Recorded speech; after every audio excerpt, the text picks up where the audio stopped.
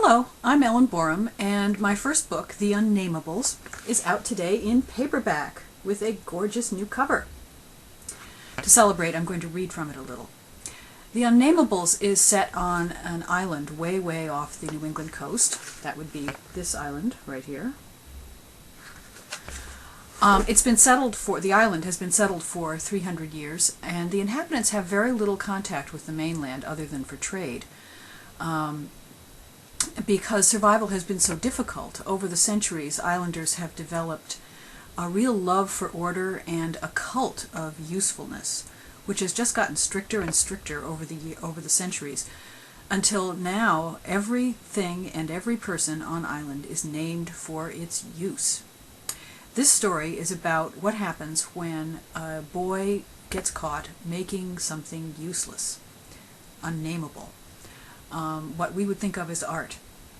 And also a truly chaotic creature arrives on island to set things going. I'm going to start by reading a little bit of chapter 1. All of the chapters start with a quote. This one is from the book, which is a how-to manual the early settlers brought with them to help them survive. This first chapter is called Crop Fodder. A pumpkin may remain wholesome the winter through. Gut the fruit, then cut in pieces and string it. 'Twill dry like apples. A frugal compendium of home arts and farm chores by Capability C. Craft, 1680, as amended and annotated by the Island Council of Names, 1718 to 1809. When Medford thought about it later, that day in Hunter's Moon was a good example of before. Before transition, before the goat man, before life changed forever, before. He and Prudence Carpenter were on the beach, watching the farmers gather seaweed for winter mulch. Grover Gardner, counselor for physic, was there too, hands red with sea slime. So was anyone whose kitchen garden needed mulching, which was almost everybody. That morning's sky, the departing birds, and Emery farmers' bones had announced that seaweed gathering soon would be a chore rather than a pleasure. You'd gather the seaweed anyway, of course, pleasure or no. Seaweed was useful, and that was that. The book even named specific types. Crop fodder, the kind most people were after today. Wind begone, which Grover gave to patients who had digestive troubles. Bone mend, which he dried for chewing when you'd broken your leg.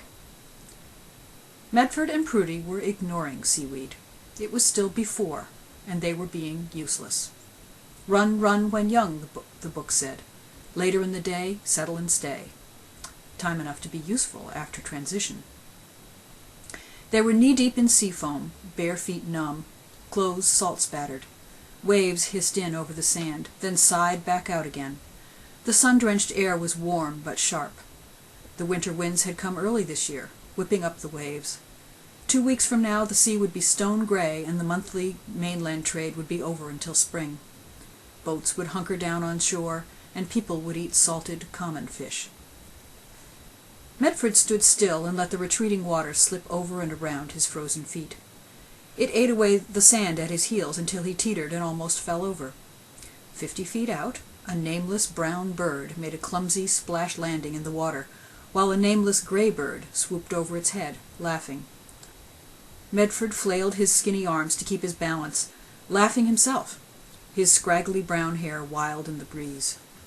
Skinny and lanky and practically nameless, he had a lot in common with that brown bird. Seabirds had no names, regardless of color. No use, no name, the book said. And names were what mattered here, 35 chilly miles east of mainland. Mainland maps called the place Fool's Haven, but the people who lived on it called it Island. Island was 10 miles long north to south and 7 miles wide west to east. Its principal town on the western shore closest to mainland was called Town. The town hall was called Town Hall and said so on a plaque over the door. Town Hall was on the main street, which was called Main Street. Islanders liked names that said exactly what a thing or a person was or did, and nothing less. Islanders liked things, and people, to do what their names said they would. Nothing more. Islanders who fished were called fisher. Others had names like carpenter, merchant, tailor, and miller. So what would you expect of a 13-year-old foundling called Medford Runyuan? Not much.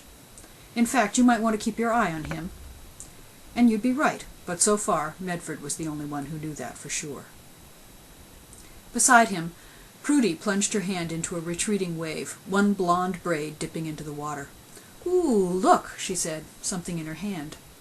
When a new wave hit, she swooshed the thing around to get the sand off. It turned out to be a bait snail shell, 3 inches long, glistening white with pale pink stripes, its tail a perfect funnel, not a chip on it. "'Tis the best yet," Prudy said. "Let's see it," Medford said, holding out his hand. The stripes spiraled into a point at the top. The inside of the shell had its own design, fainter and more delicate. If this were a piece of wood, he'd know just the right blade and just the right amount of pressure that would bring out those spirals and make them...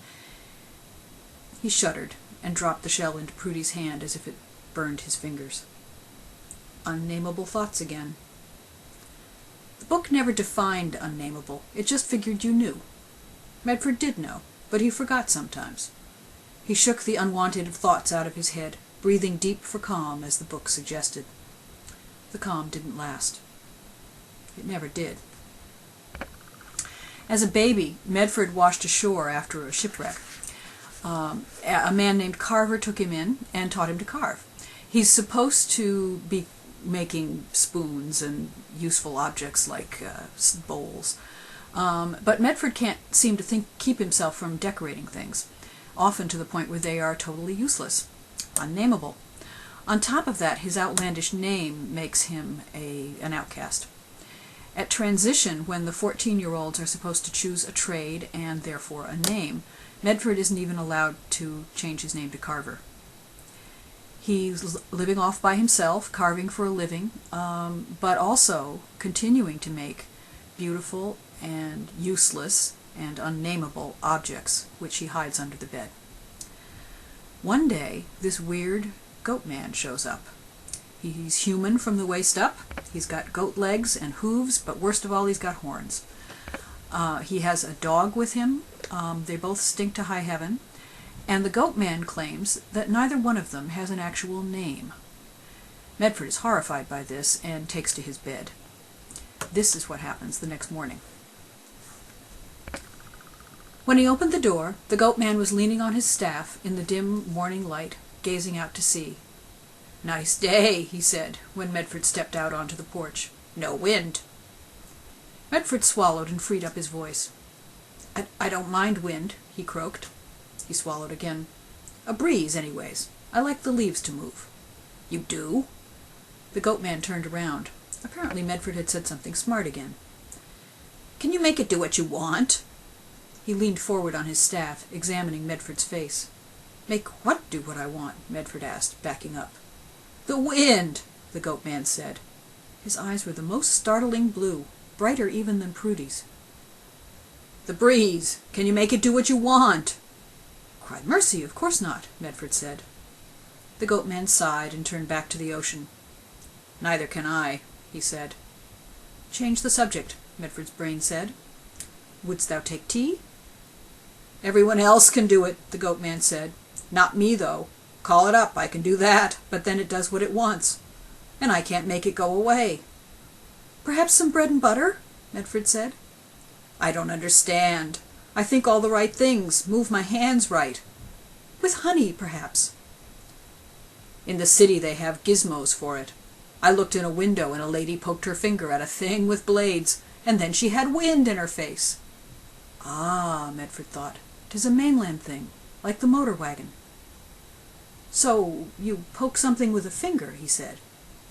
"Almost," the goat man said. "I do this." He faced the ocean, then stuck his forefinger in his mouth to wet it. He held his finger up, waggled it a little, as if beckoning someone who was already paying attention. Medford heard a distant whoop, whoop, whoop coming from mainland. He looked out at the water, which was smooth as varnished sapwood at this early hour. Except... Medford went to the porch rail and squinted. Except for what looked like a little herd of whitecaps far out to sea. The disturbance was speeding toward island, moving faster the nearer it got. The waves were unusually tall for being so far out, getting taller as they neared land. The pitch trees lining the field across the road began to dance. "Uh-oh," the goat man said. Medford barely had time to say, "What?" when a blast of wind hurled him to the floor and back against the side of the cabin. He could hardly open his eyes, the wind was so strong. The goat man was beside him, flung up against the door, his robe around his waist. It occurred to Medford that this would be a good chance to see how far up the goat parts went, but he couldn't keep his eyes open long enough. The dog yelped, sounding far away. Something crashed inside the cabin. And then the wind was gone, just like that. Medford kept his eyes shut, afraid to move. The goat man was muttering to himself. He rustled and creaked, getting up. "Like yesterday in that boat," Medford heard. Creak, creak, rustle. "Only all in one place." Medford opened his eyes, focused on the porch rail. His head hurt where it had banged against the cabin wall, and his shoulders felt bruised. A hand came into view, the palm grimy, the nails long and thick and yellow, with matted gray hair between the knuckles. "Here," the goat man said. "Let me help you." The hand hovered there. If Medford touched it, the world would tilt. The goat man snorted. He threw down his staff, hauled Medford to his feet, and staggered back against the porch rail. Medford's head throbbed. Tea with tonic root, he thought. There were fresh roots in the cupboard. "My staff!" The man was scowling, clinging to the rail. Medford started to hand him his staff. It was the goat head at the top that stopped him, one of 4 carved in such deep relief that the horns looked round. Below them, various swirls danced and curled and whirled down the staff. "The swirls are the wind," Medford thought. He frowned at himself and shook his head. "Wind is invisible. How could something look like wind?" "Booraem," the goat man said. "Oh, beg pardon." Medford handed the man his staff, a question, an important one, caught in his windpipe. "My uncle carved the goat heads," the goat man said. "I did the wind swirls." The blue eyes were kind, although there was a tinge of, what was it, foreignness? Creatureness? Unnameableness, Medford's brain suggested. He ignored his brain. "Would you like a cup of tea?" he asked. And that's where I'm going to stop. Thanks for listening, and go read a book.